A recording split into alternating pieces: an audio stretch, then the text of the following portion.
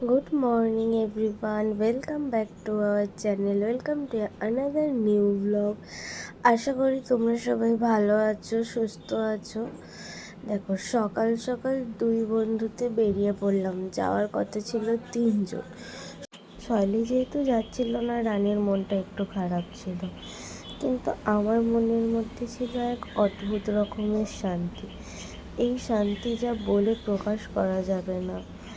সমস্ত দুঃখকে পিছনে ফেলে রেখে রাখার এক শান্তি। তারপরে ওকে অনেক বোঝানোর পরে একটু মেনেছিল। তারপরে আমরা যেহেতু শনিবার বেরিয়েছিলাম, তো আমরা চেষ্টা করছিলাম যে যত তাড়াতাড়ি সম্ভব যাওয়া যায়। আমরা অনেক কাটা সার্ভিস করে অনেক করে তারপরে গেছিলাম। তো দেখো ফাইনালি আমরা ব্যারাকপুরে নেমে পড়েছি। এরপরে এখান থেকে আমরা ধরবো ট্রেন। রানী আমাকে বলছিল ব্যারাকপুরে এসেছিস, চ দাদা বৌদির বিরিয়ানি খাই।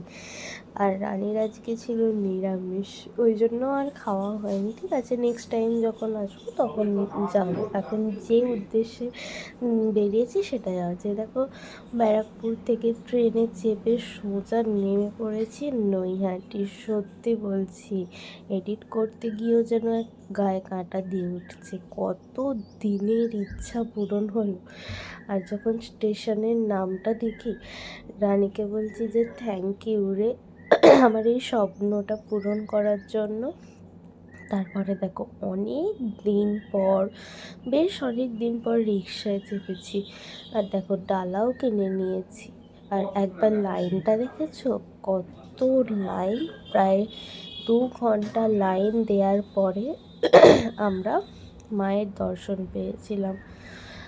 না ছিল, যখন মায়ের মুখটা দেখলাম কোনো কষ্টই ছিল না, এত সুন্দর। আর দেখো এখানে রাস্তায় কত সুন্দর সুন্দর মায়ের মূর্তি ছিল। আর দেখো একদম আমরা মন্দিরের সামনে কিন্তু পৌঁছেই গেছি।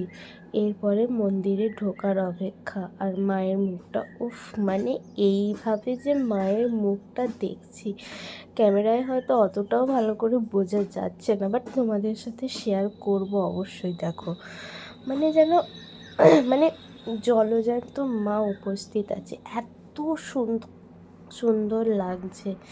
আর দেখো কত মানুষ দূর দূরান্ত থেকে এসেছে মায়ের পুজো দিতে। অসাধারণ, মানে অন্যরকম একটা জিনিস। সত্যি এটা অন্যরকমই একটা ভালো লাগা।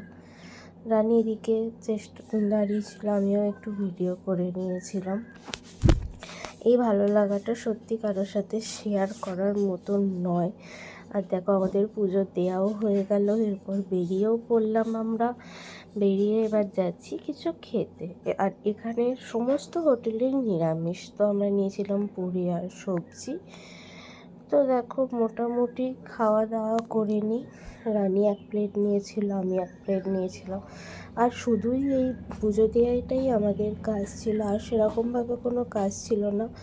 তারপরে আমরা চলে এলাম স্টেশনে। এখান থেকে ট্রেন বাস যেভাবে হোক ধরে আমরা সোজা চলে যাব হচ্ছে গিয়ে বাড়ি।